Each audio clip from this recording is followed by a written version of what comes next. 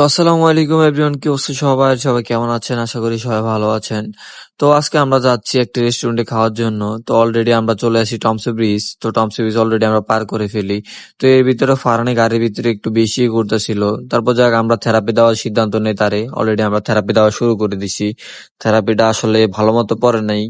তো যাক ও আমাদের জন্য মুনাজাত ধরে দোয়া করার জন্য, যাতে ওরে এরকম থেরাপি আমরা আরো দিতে পারি।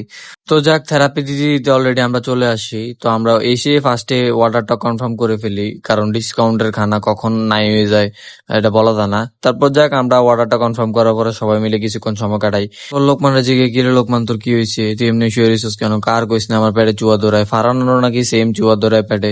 তারপর যাক আমাদের খাবারটা অলরেডি আমাদের টেবিলে চলে আসে। তো আমরা সর্বপ্রথম যেভাবে অনলাইনে দেখেছি সেইভাবেই ছিল।